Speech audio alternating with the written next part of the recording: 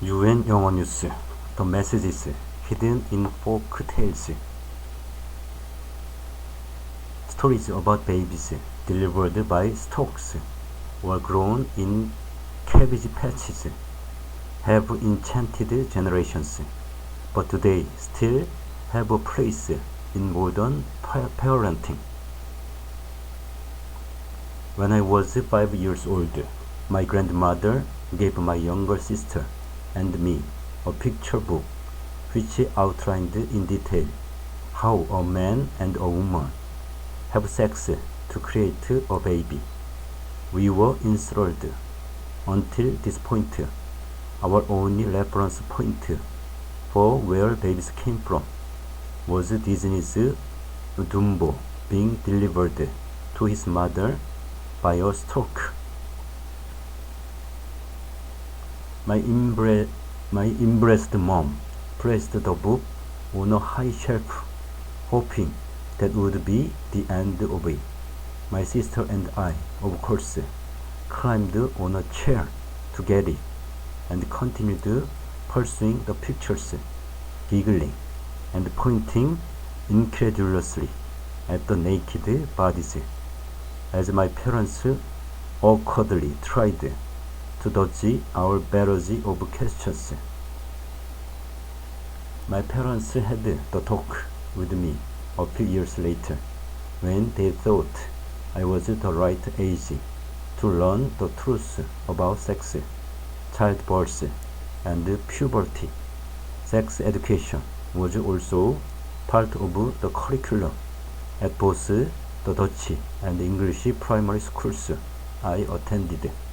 But many children across the world aren't properly taught about sex until they get to secondary school, if at all.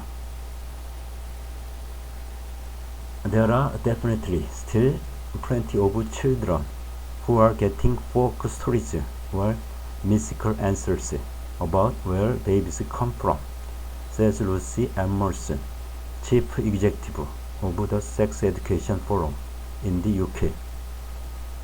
Could such myths and euphemisms, whether they are classic tales of babies delivered by storks or found in cabbage fields, or more modern, spontaneous inventions, actually affect our attitudes to sex in the long run?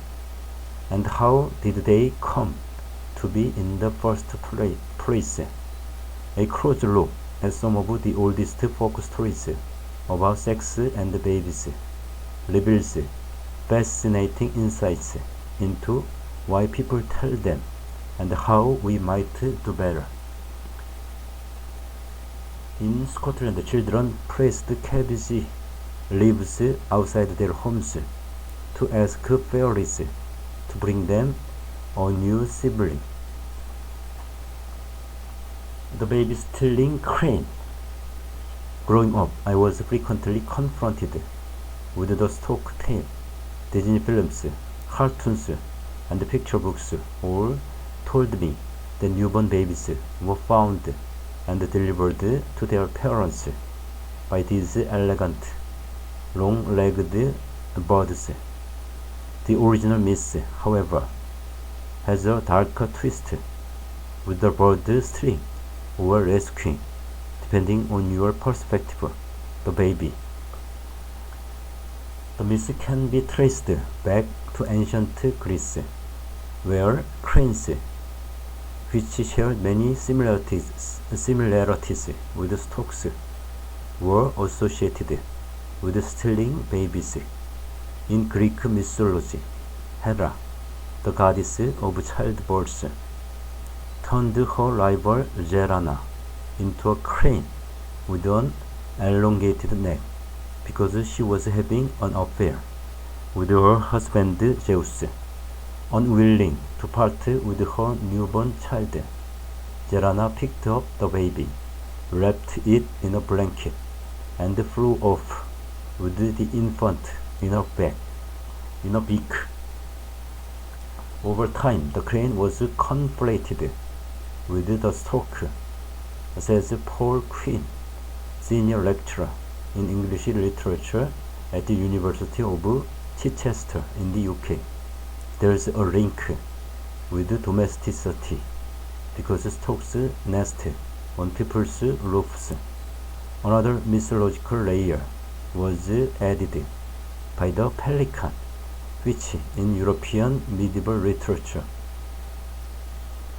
which was a symbol for the Virgin Mary and the nurturing mother, says Queen. The pelican was also associated with breastfeeding, he says, as the bird is described as picking at its chest to feed its chicks in literature. By the early 19th century, the stork started appearing in fairy tales.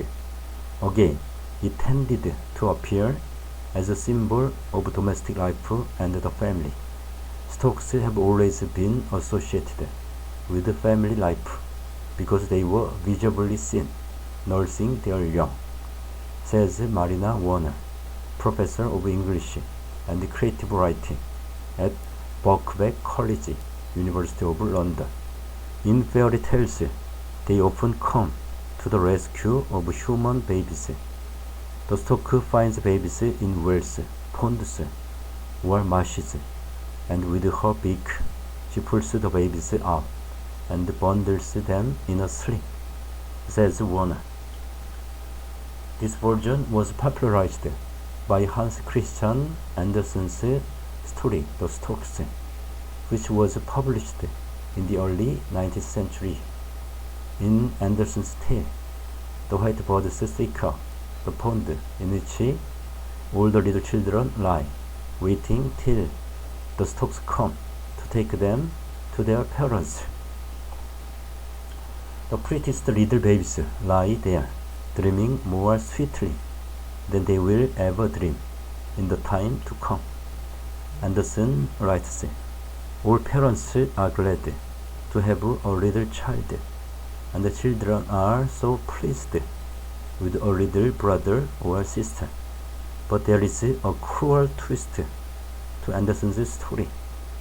Badly behaved children are given a dead baby sibling by the stork as punishment to make them cry over their little dead brother. Despite this horrific ending, Andersen's tale quickly swept through the English-speaking world.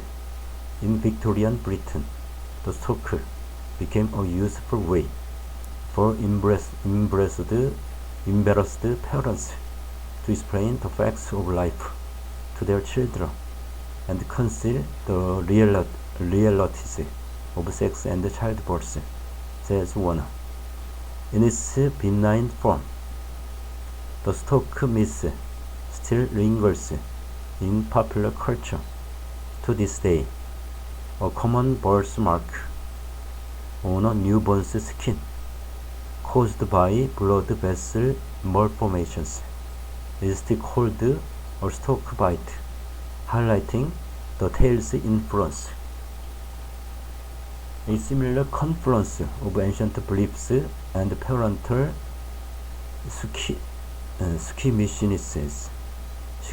schematics lies behind another colorful myth about how babies are born, the idea that they are grown in cabbage patches. The cabbage patch myth possibly originates in various beliefs and practices around plants and fertility. In Scotland, it was common for children to place cabbage leaves outside their homes if they were asking fairies to bring them a new sibling, says Queen. Women also used to eat cabbages to boost their fertility and ensure a successful pregnancy, he says. Just like the child rescued by the stork, the cabbage patch boy baby is found in nature and discovered as part of the natural world, says Warner. In French, the term of endearment for a young child is mon petit chou, my little cabbage, she notes. The story also lends itself to sweet, child-friendly illustrations. A series of postcards published in 1906 by three sisters in New Zealand. The story also lends itself to sweet, child-friendly illustrations. A series of postcards published by 1906 by three sisters in New Zealand show a gardener tending to a field of babies growing in cabbage patches. Well-dressed Edwardian couples are shown wandering among the fields, browsing the babies growing there. The gardener picks the chosen cabbage baby and presents it to the couple. Similar tales of children being grown in gardens and orchards exist around the world, such as a much-loved Japanese folk myth about a boy emerging from a peach.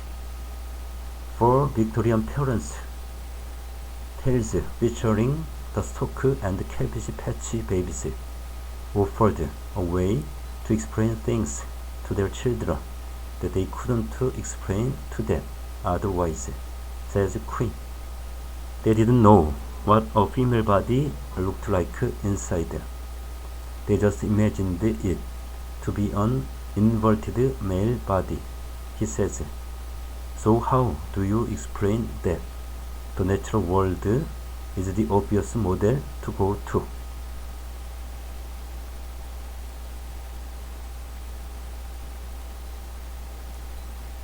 For Victorians, the story of Little Red Riding Hood contained an important message about the risk of talking to strangers. Warner agrees. A lot of parents wouldn't have understood their own anatomy and would have really struggled to explain the facts of life to their children.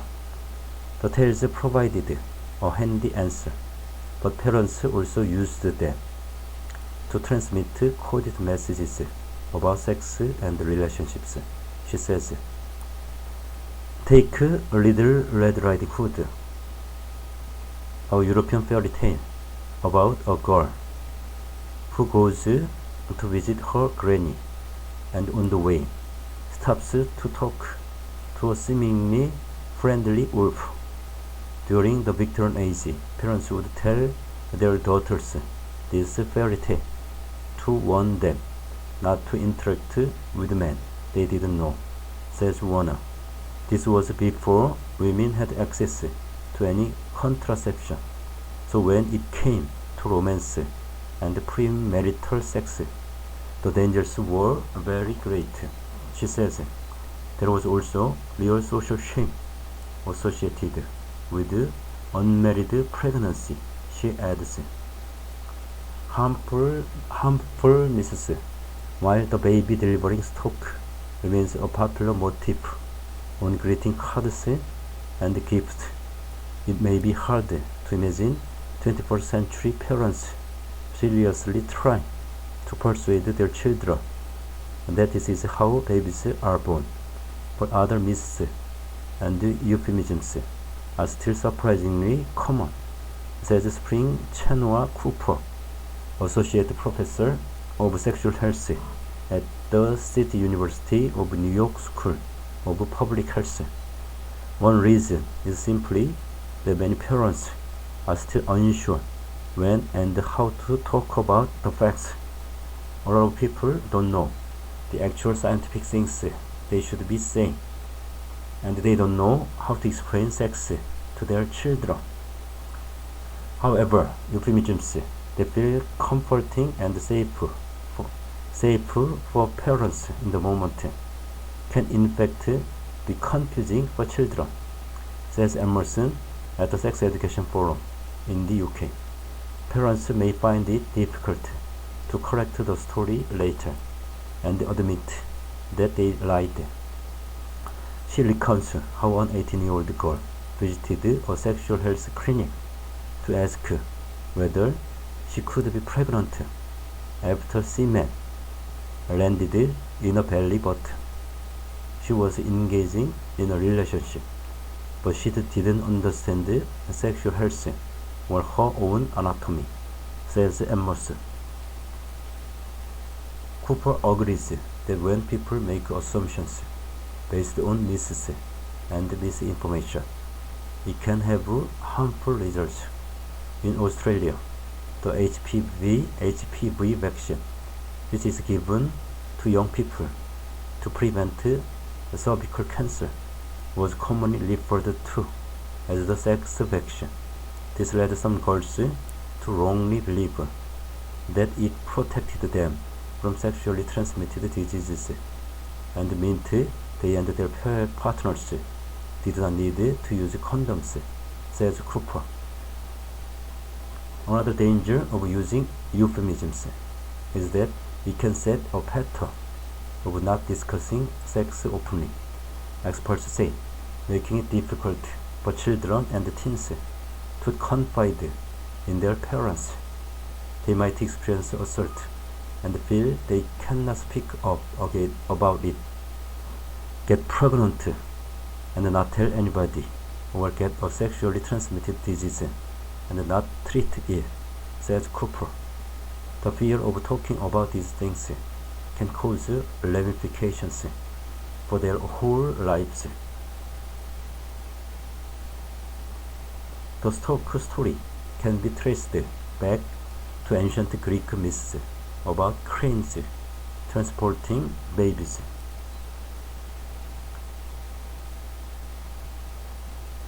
From stocks to cups of tea, school may not necessarily fix such gaps and misunderstandings. In the US, just 29 of the 50 states mandate sex education. According to the Centers for Disease Control and Prevention, fewer than half of high schools and less than 1/5 of middle schools teach key topics for sex education.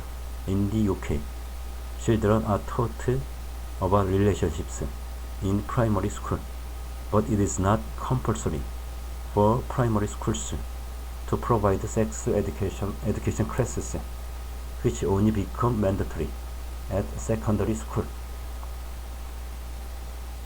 But Emerson says some school resources in the UK are failing to properly teach children about sex. One example is the video Consent is Simple as Tea, which was created by Thames Valley Police and is widely shown in schools. She says the video likens initiating sex to offering to make someone a cup of tea and reminds young people that someone wanting a cup of tea or sex one day doesn't automatically mean they want it another day. Emerson says she has received complaints from young people that the video is too euphemistic and fails to refer to sex at all. So if a parent was thinking, if I say nothing, they are going to understand that when they arrive at school. That is probably not the case, says Emerson. It seems that my grandma was right then in giving me the picture book about sex and babies. But for parents who can't quite imagine the level of openness and factual detail, researchers suggest starting small with short, simple chats rather than a big talk. It is about anticipating rather than being caught up, says Emerson. It's about realizing that a lot of opportunities will present themselves before reception or nursery to give their children some vocabulary around their bodies and also around their emotions. For example, if a young child asks how babies are born, it's enough to say that the baby grows in the mother's tummy and comes out of the vagina. She says, it's not about explaining sexual intercourse. It's just about providing a factual response that isn't a fabrication. Whenever a child asks you a